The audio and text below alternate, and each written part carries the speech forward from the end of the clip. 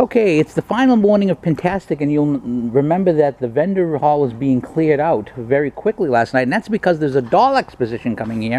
And here's one of the exhibitors. She's kind enough to let me interrupt her as she's setting up. What's your name, ma'am? Cathy McLaughlin. And Cathy, where are you out of? I'm from New Fairfield, Connecticut. So it's a little, not a huge drive, but a little bit of drive here. And how long have you been selling and exhibiting dolls? Over 25 years. 25 years. Now,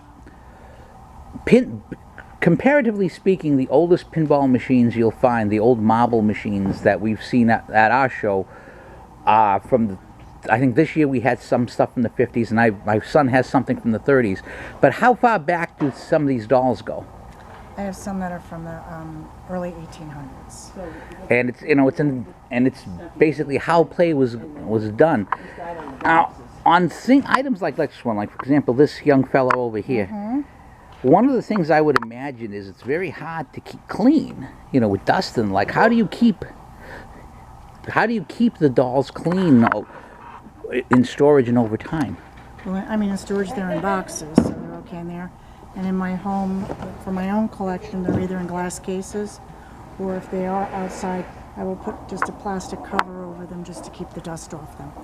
Now, what made you decide to start collecting dolls? I imagine you might have played with them when you were younger, but what made you decide to collect them and then exhibit them in a retail fashion?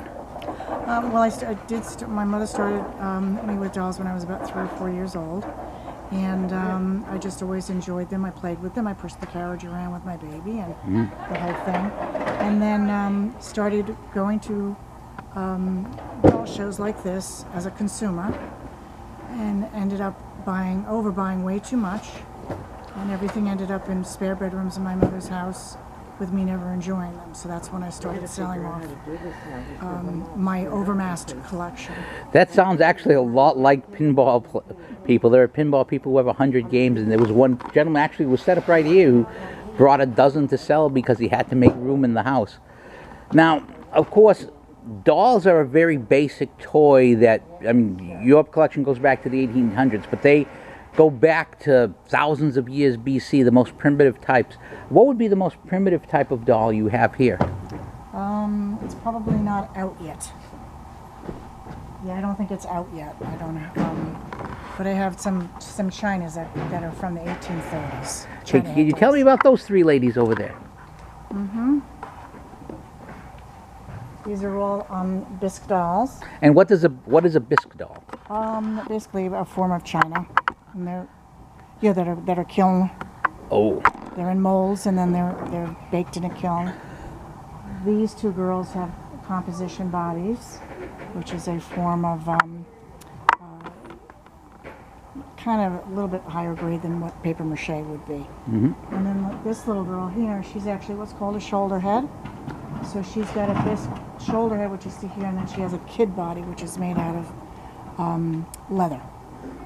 And it does have joints and all that kind of thing. But so the difference is that she's just a Bisque head here, and she has Bisque little forearms, but the rest of her is leather.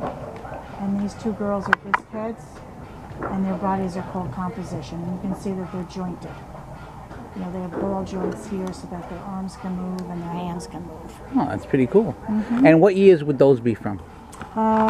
These are all about 1880 to this girl's a little earlier. She's about 1880. These girls are about 1890. All right. And is there a place online if people wanted to find your dolls? And the accessories. You obviously, if you have a doll's going to have accessories. So. Right. Those must be a collectible in themselves. Yeah, sure. And if people wanted to find out more about the stuff that you sell, do you sell online as well? I do not. So just at shows. So we have to find you at a show. So where will you be selling after this show?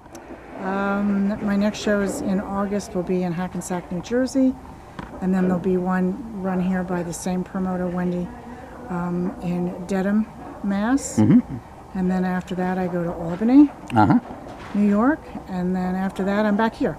All right. Well, thank you so much for your time and allowing me to interrupt your setup a little bit. Okay. Thank you. All right.